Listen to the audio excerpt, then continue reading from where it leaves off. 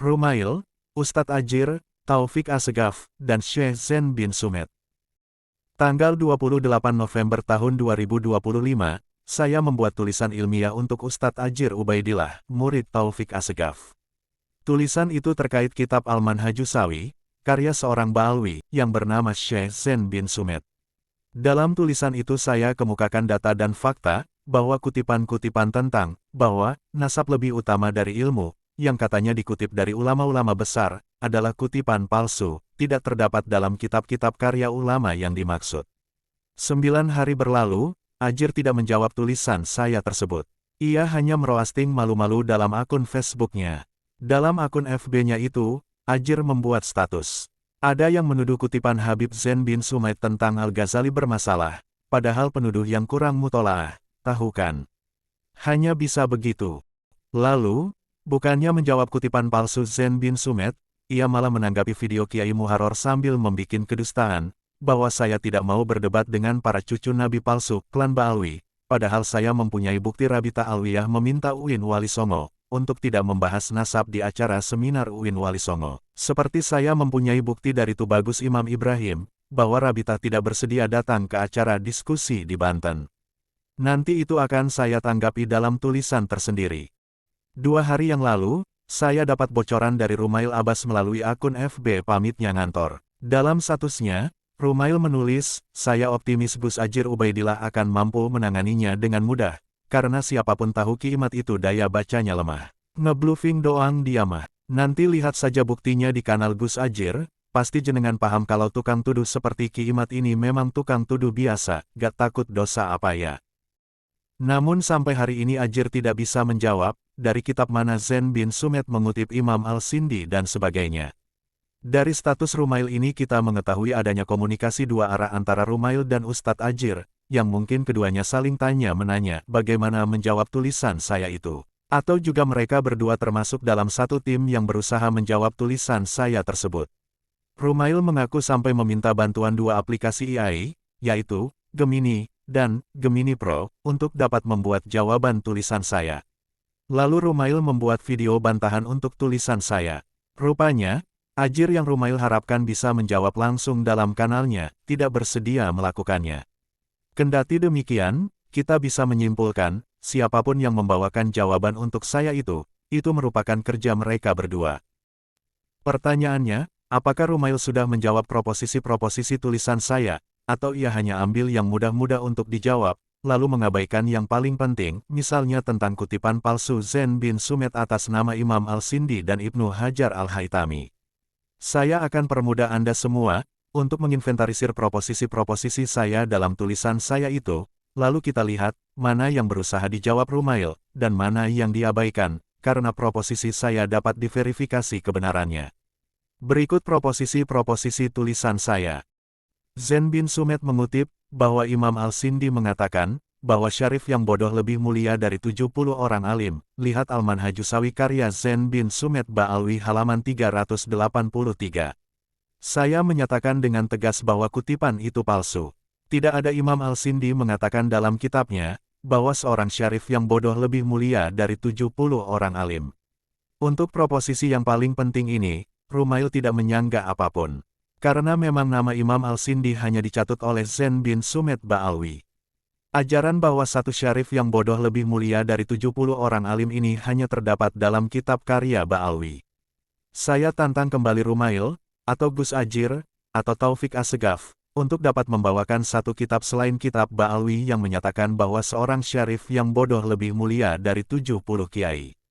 Ajaran menyimpang ini bertentangan dengan Al-Quran dan hadis Rasulullah Shallallahu Alaihi Wasallam. Tidak pernah dikatakan oleh ulama manapun. Proposisi yang kedua, adalah tentang kutipan narasi yang dinisbahkan kepada Imam Al-Ghazali. Saya mengatakan, bahwa Zain bin Sumed tidak menyebut dari kitab apa ia mengutipnya. Hal tersebut menunjukkan di situ ada masalah, yaitu bahwa ia tidak merujuk kitab Imam Al-Ghazali secara langsung, tetapi mengutipnya dari kitab orang lain, tanpa dapat membuktikan dalam kitab apa Imam Al-Ghazali mengatakannya. Dan hal itu dibuktikan sendiri oleh Rumail. Saya yakin ia telah berusaha mencari dengan bantuan AI dan sebagainya, atau bisa jadi ia bertanya langsung kepada Zain bin Sumet, sang pengarang kitab tersebut, di kitab manakah Imam Al-Ghazali mengatakan perkataan itu, namun ia tidak menemukannya. Rumail tidak dapat menemukan kitab Imam Al-Ghazali yang menulis perkataan seperti itu. Rumail hanya bisa menemukan kutipan itu dari sumber sekunder, yaitu kitab Al-Ghuror Al-Bahiyah, karya Imam Zakaria Al-Ansori, dan kitab Muhnil Muhtaj karya Imam Al-Syarbini. Saya meyakini bahwa Zain bin Sumet juga hanya mengutip dari kitab sekunder tersebut, seharusnya ia menyebutkan nama kitab yang ia kutip itu. Misalnya ia mengatakan, dalam kitab Al-Ghuror Al-Bahiyah disebutkan bahwa Imam Al-Ghazali mengatakan. Demikianlah cara pengutipan yang benar secara ilmiah. Jadi, narasi Rumail dalam video yang mencampurkan berbagai macam klaim untuk berusaha membuktikan saya salah, itu hanyalah usaha meyakinkan para kibin saja yang masih mencari pembenar, untuk tidak malu masih mempercayai nasab Ba'alwi yang cacat permanen dan rungkat secara keseluruhan. Nasab rakitan yang hanya boleh dipercayai oleh orang yang kukuh meyakini bahwa gula itu rasanya asin, tanpa mau merasakannya. Ketika saya mengatakan kutipan Imam Al-Sindi dan Ibnu Hajar palsu, Rumail mengaduk narasi saya tentang perkataan yang dinisbahkan kepada Imam Al-Ghazali, seakan saya mengatakan hal yang sama seperti kutipan palsu Imam Al-Sindi dan Ibnu Hajar, lalu Rumail membuktikannya bahwa perkataan Imam Al-Ghazali itu ada, walau bukan di kitab Imam Al-Ghazali sendiri. Itu suatu usaha dari Rumail yang patut dihargai dalam konteks pembelaannya terhadap nasab palsu, walau dengan berdusta. Proposisi ketiga, saya menyatakan bahwa Zain bin Sumet telah melakukan khianat ilmiah ketika mengutip perkataan Imam Al-Ghazali itu. Kenapa? Karena perkataan itu bukan tentang kompetisi antara ilmu dan nasab, tetapi kompetisi antara satu nasab dengan nasab lainnya. Konteks perkataan Imam Al-Ghazali itu tentang bernasab kepada Nabi Muhammad SAW lebih utama dari bernasab kepada yang lain, karena nasab Nabi Muhammad SAW tidak bisa dibandingi dengan nasab lainnya. Dan ini memang pendapat yang sahih dari para ulama. Bukan perbandingan antara orang bernasab kepada Nabi dan orang yang berilmu.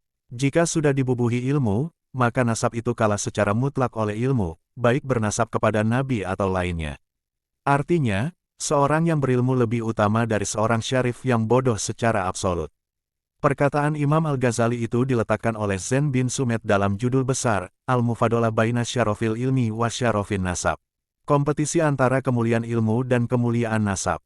Inilah sebuah khianat ilmiah terselubung dalam sebuah pengutipan dan peletakan sebuah makalah, ucapan ulama, demi tujuan tertentu. Mari kita perhatikan kalimat kutipan yang katanya perkataan Imam Al-Ghazali itu. وقال سيدنا الإمام حجة الإسلام الغزالي رحمه الله: شرف النسب من 3 جهات، أحدها الانتماء إلى شجرة رسول الله صلى الله عليه وسلم، فهذا لا يعادله شيء. الثانية الانتماء إلى العلماء، فإنهم ورثة الأنبياء صلوات الله وسلامه عليهم. الثالثة الانتماء إلى أهل الصلاح والتقوى، قال الله تعالى: وكان أبوهما صالحا. الكهف 82. انتهى.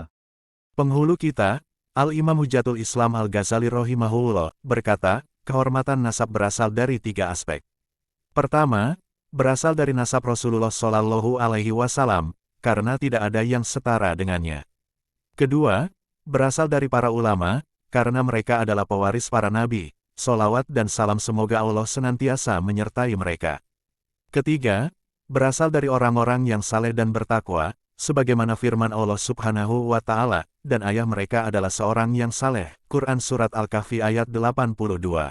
Akhir kutipan, Al-Manhajusawi halaman 383.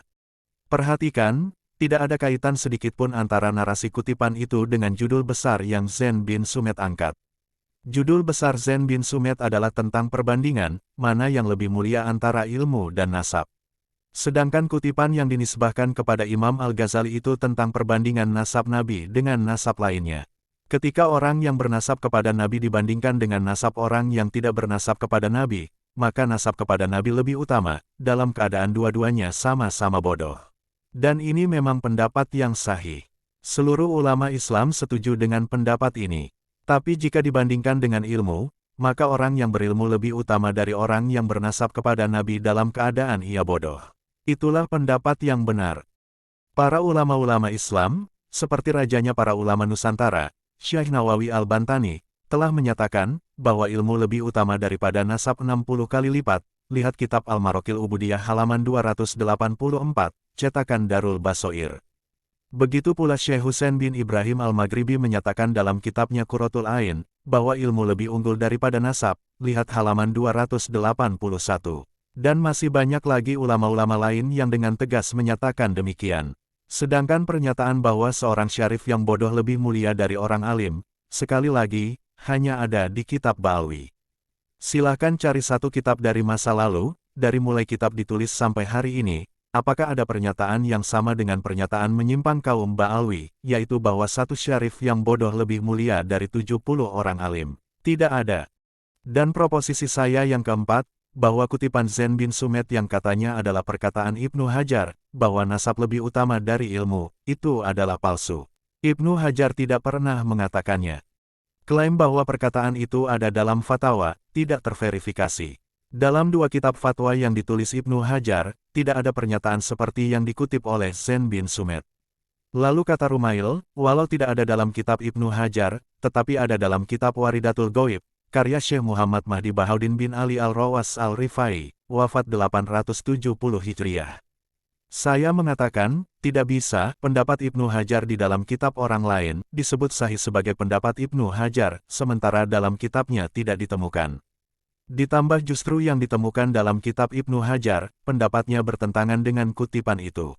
Jelas itu sebuah pencatutan yang memalukan.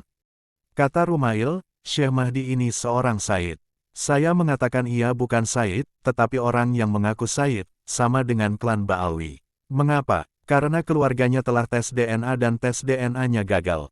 Mereka berhaplogrup sama dengan Ba'alwi, yaitu G. Silahkan periksa keluarga Al-Rifai yang telah melakukan tes DNA dengan nomor KIT 357729, dengan nama Al-Mitbaki Al-Rifai Al-Husaini, dan nomor M10436, dengan nama Al-Qotali Al-Kandari Al-Rifai, keduanya berhaplo G. Maka pengakuan keluarganya yang mengaku sebagai keturunan Nabi tidak dapat diterima. Hari ini, orang yang boleh mempercayai haplogrup G sebagai keturunan Nabi, hanya orang-orang suku pedalaman yang tidak mempunyai akses informasi dan pengetahuan.